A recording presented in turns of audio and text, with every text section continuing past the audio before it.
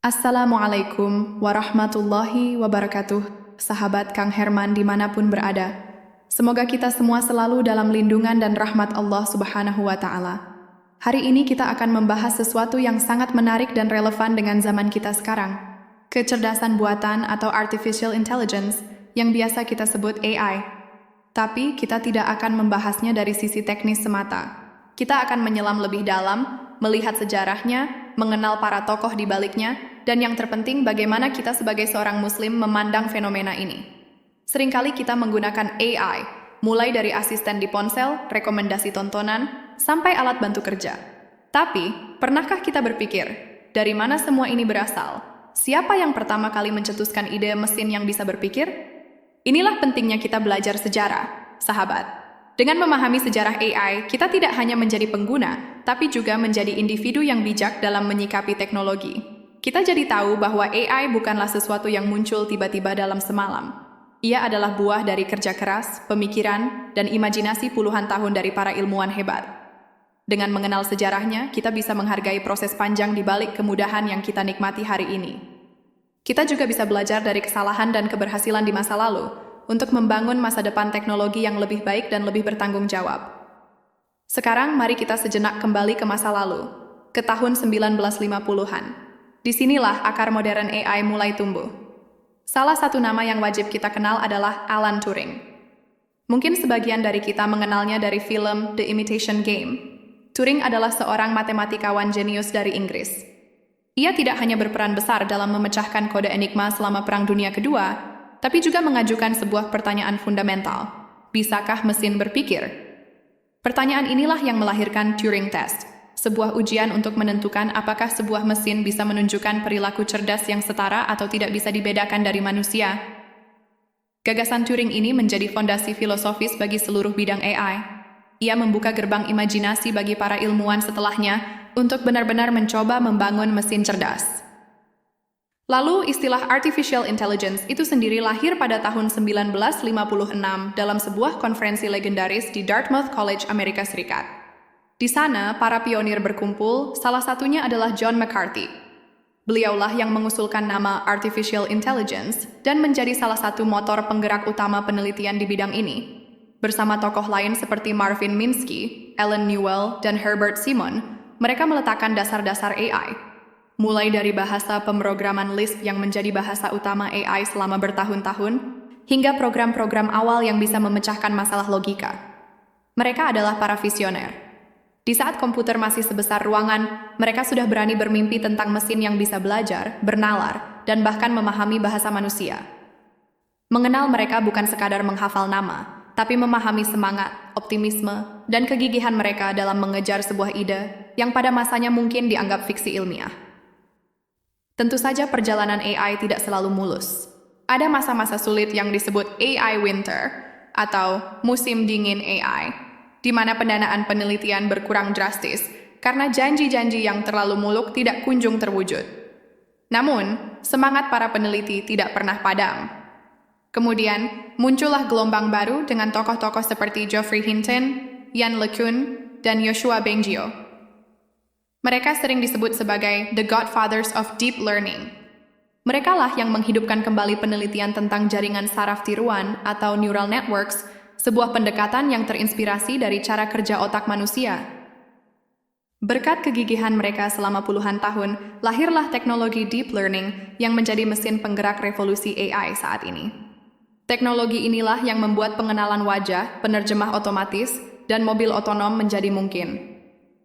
Melihat perjalanan para tokoh ini, dari Turing hingga Hinton kita melihat sebuah pola, rasa ingin tahu yang besar, kegigihan dalam menghadapi kegagalan, dan keyakinan pada sebuah visi. Mereka adalah contoh nyata dari apa yang bisa dicapai oleh akal manusia yang dianugerahkan oleh Allah. Dan disinilah kita masuk ke dalam perspektif Islam yang indah. Bagaimana Islam memandang semua ini? Apakah menuntut ilmu seperti AI ini sejalan dengan ajaran agama kita? Jawabannya adalah tentu saja, sangat sejalan. Dalam Islam, menuntut ilmu atau thalabul ilm memiliki kedudukan yang sangat tinggi. Rasulullah Shallallahu Alaihi Wasallam bersabda, menuntut ilmu itu wajib atas setiap muslim. Hadis ini tidak membatasi ilmu agama saja, tapi mencakup semua ilmu yang bermanfaat bagi kemanusiaan. Ilmu pengetahuan dan teknologi, termasuk AI, adalah bagian dari ilmu yang bermanfaat itu. Allah menganugerahkan kita akal bukan untuk disia-siakan, tapi untuk digunakan, untuk berpikir, merenung, dan mengamati alam semesta. Sebagaimana firman Allah dalam surat Ali Imran ayat 190-191 yang artinya, sesungguhnya dalam penciptaan langit dan bumi, dan silih bergantinya malam dan siang, terdapat tanda-tanda bagi orang-orang yang berakal, yaitu orang-orang yang mengingat Allah sambil berdiri atau duduk atau dalam keadaan berbaring dan mereka memikirkan tentang penciptaan langit dan bumi. Memikirkan ciptaan Allah ini bisa kita wujudkan dalam berbagai bentuk. Salah satunya adalah dengan mencoba memahami mekanisme kecerdasan yang Allah ciptakan pada manusia, lalu mencoba mereplikasinya dalam bentuk teknologi untuk kemaslahatan umat. Ini adalah bentuk tafakur, bentuk perenungan yang mendalam. Para ilmuwan teknologi AI, sadar atau tidak, sedang mencoba memahami sebagian kecil dari keagungan ciptaan Allah Subhanahu wa Ta'ala, yaitu akal dan kecerdasan.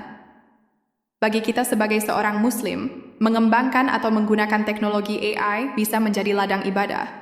Bagaimana caranya? Dengan niat yang benar.